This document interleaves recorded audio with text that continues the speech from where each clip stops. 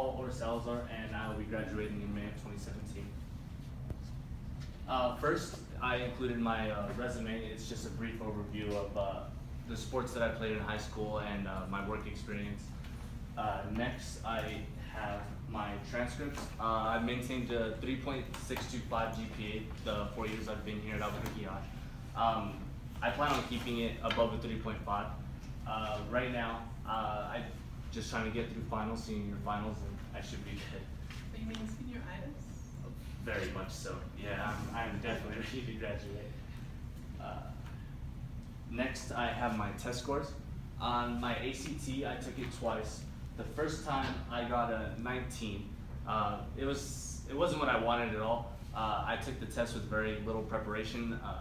I wanted to see how the test was just to get a feel for it. The second time I took it, I joined a program called ASIA. They helped me a lot with my reading. My reading improved from a 14 to a 23, and my overall score went from a 19 to a 23. And I wanted a 24, but I was very happy with the 23. Next, my EOC scores. Then, of course, exams they're fairly easy. I didn't really have trouble with them. With the park, that was a requirement that we had to take. Math and English, I passed both of those. Next was my science SBA, which I had a little bit more trouble with. I had to go back to studying biology and chemistry, which I hadn't done yet because we took it junior year in physics, and I had to refresh everything that I had learned. Next is my recognition of a teacher, and the teacher I recognized was Miss Hendrickson. Miss Hendrickson was my freshman year biology teacher. At the beginning of the year, I started off in a regular biology class, and it was just way too easy for me. I was getting my work done very quickly, and she noticed that I should probably be in her advanced class. She had talked to me about it, and I think the pig dissection was really what sold me on trying into joining her class. Her class was so much fun. It was a lot more challenging, which I hadn't really been taking too many honors classes that year. I was only taking honors algebra at the time. It was great for me because it challenged me to want to take higher level classes, the AP classes.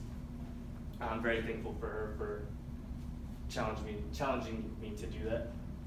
Next are my writing examples. The first example is a Dick Cheechik's essay, and it's about the controversial statements that Natalie made against President George W. Bush. And so I didn't really pay attention when the assignment was given, and I did very bad on it. I only got a 50% on it. I included that because it taught me that I need to learn to pay more attention so I can understand the topic. I was supposed to use a critical lens to analyze the entire controversy as a whole, but instead I just wrote about the controversy and how it could have been avoided. The next one is a poem. It was a memory poem, and the first thing that came to mind when she gave us the assignment was the recent passing of my aunt, and it was very hard for me to go through that. So that was the first time I got emotional writing. It was very fun to do. That was the favorite writing assignment I've ever had. Next are my favorite assignments. The first assignment is from my economics class, and I enjoyed this assignment because it uses equations in real-world experiences and how it ties in with how the U.S. economic system works. Next is a homework assignment from my French class. He gives us these 10 to 12 page packets. They're usually due in a week before the next test. These taught me that I need to learn how to plan and spread out my workload. Not only did I have to get this homework done, but also other assignments, and I couldn't wait till the last minute to do all 10 pages because that would just be awful. I'd stay up till 2 in the morning trying to do that. So this is a skill that I know I'm going to need in college, and I'm very thankful for that. Next are my critical thinking projects. They are art projects, and the first one is a surrealist project. And what we had to do first was research famous surrealist artists. My favorite was Salvador Dali, who is famous for the Melting Clocks painting. What we had to do was create a fantasy world, and it was very fun to do because it was all from our imagination. There was no rubric on it. It was very fun.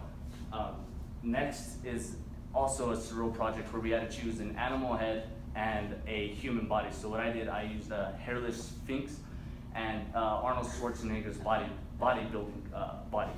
And for that assignment, we had to create a 2-inch border, and we had to draw the first draft on a 1 by 1 inch scale, and then the second draft was blown up to proportion times 2. And so that was fun to do because we had to create the grid ourselves and match each box from the 1-inch box to the 2-inch box and draw them to scale, which was very fun. Next are my reflections. First is my English reflection. In freshman year, I started off in an English class where the teacher got sick, and we never met her. We had a substitute teacher for the first 6 weeks, and finally we got Miss Smith. And Miss Smith helped me a lot with my reading and writing. I'd never really written any essays in middle school, and it wasn't something that I was particularly good at yet. And she helped me a lot with my word choices, using words other than but or to, and using and over and over. And next year, 10th grade, I had Miss Worthington, where we read a lot more books, but we didn't really do too many essays, and I wish we had done more essays because that was something I wanted to get better at. Junior year, I had Mr. Agee, and he was one of my favorite English teachers. He was a lot more interactive, which was my favorite way to learn. I remember an assignment where we read a short story where an old woman had her dead husband's body upstairs for who knows how long, and we had to have a trial, we had the trial to see if she was innocent or guilty, and I got to be one of the lawyers that was persecuting her, and that was so much fun to do because everybody was in character, and he made it a lot of fun. My next year, senior year, was with Miss Chorniak.